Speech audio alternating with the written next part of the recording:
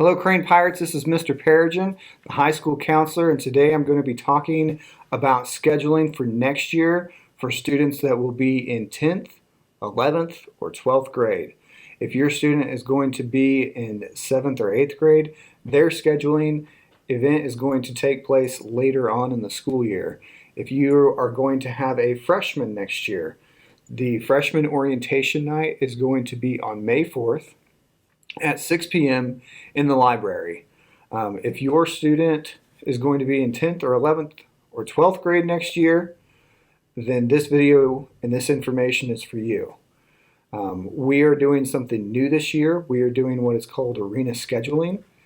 Today I just mailed out packets with information that I covered with the students earlier this month and the last part of February. The information that we covered, the first one that I'm going to talk about is the ICAP, the 4-year planning. This information covers and outlines tracks and information for them of classes that they need to take for the next 4 years to finish out for high school. Obviously, for 9th graders, we're in 9th grade. We have this taken care of and we have these filled out. This helps us to be able to create a roadmap for where we're going to get to where we want to be. This is helping map out the core classes in bold, and they're able to fill in their electives with pencil. The next sheet that I'm going to talk about, we had about 2 weeks in February where I was able to help work through next year's 12th and 11th graders. This is the arena scheduling needed credits checklist. In this first column here, where it says credits earned, these are the credits, the number of credits that they are anticipating to have earned that they, by the end of this second semester that we are currently in, and counting the fall semester that we had. So if your student is a freshman and they have passed the fall semester and we're anticipating that they pass the spring semester as well, in the credits earned column, it should say 1 for English, Math and Science and Social Studies. The middle column is the credits needed for graduation. This is counting toward the bare minimum of what they need. Now, if they have completed the health portion, it's going to say done. If they have completed other portions, it's going to also say done. Now, the printed portion, the printed column on the far right where it says credits required for graduation, this is the bare minimum of what they need to be able to meet graduation requirements. So this does not mean that they can only meet that. Anything past the bare minimum in any of these starts counting towards the electives down there at the bottom. So that covers the credits for what they need in each section of classes. The next sheet that I'm going to talk about is the master schedule. The example that I have that's going to show up, this is an example of a senior schedule, and I'm going to talk about what a lot of it means. In this schedule, you'll see that some of the sections are dark grayed out.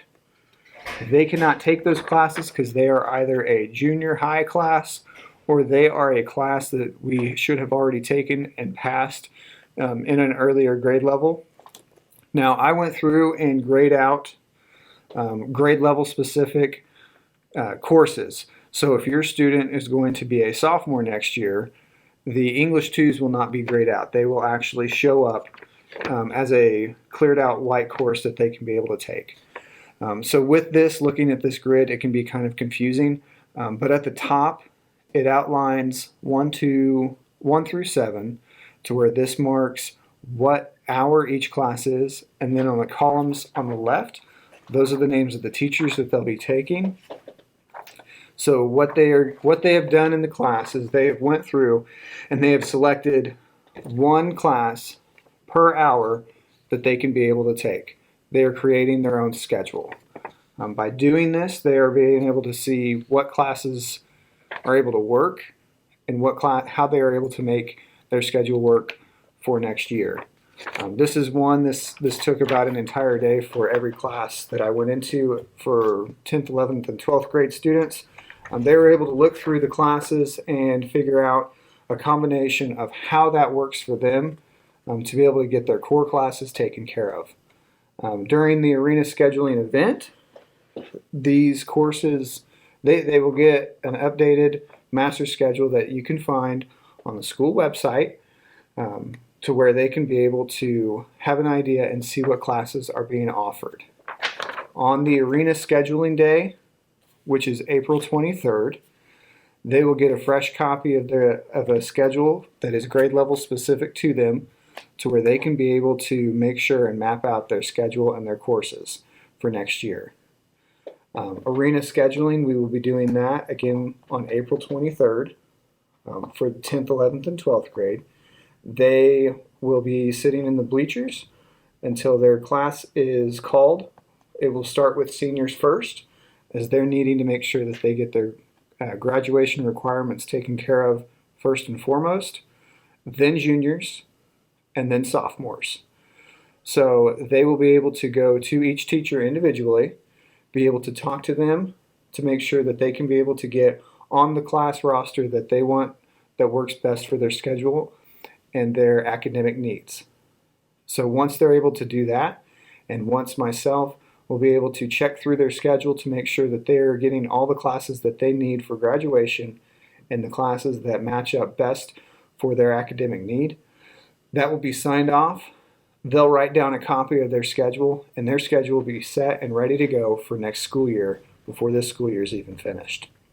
Another thing, if your student is a junior or senior, they have the opportunity to take OTC dual credit courses. Some students did not indicate that they wanted to take a study hall or indicate that they wanted to take dual credit courses.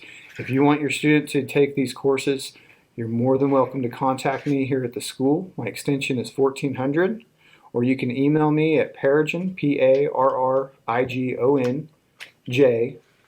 crane.k12.mo.us. I'd be more than happy to have that conversation, make sure that your student is able to get into a dual credit course. For those that did indicate that they wanted a dual credit course, I included all the classes that OTC offers online to where they can take those during the study halls. The last form that I'm going to talk about today and cover is the only form that I need back from your students. And this is this half piece of paper permission form.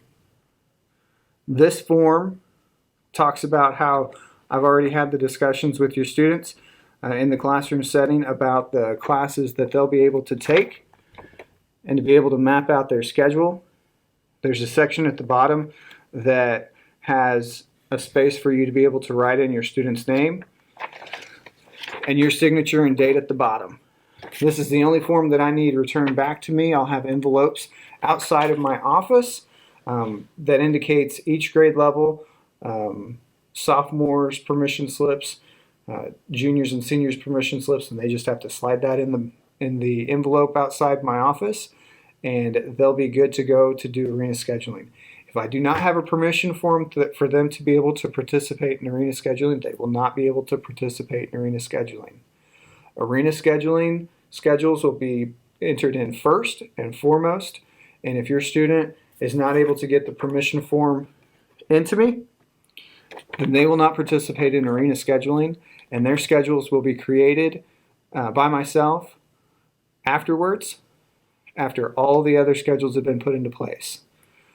Your student wants to do arena scheduling because they have the opportunity to select their classes instead of waiting for other ones to fill up that they may not be able to get into. Again, arena scheduling is April 23rd. That's a Friday. All 10th, 11th, and 12th graders for next year will have the option and the opportunity to be able to participate.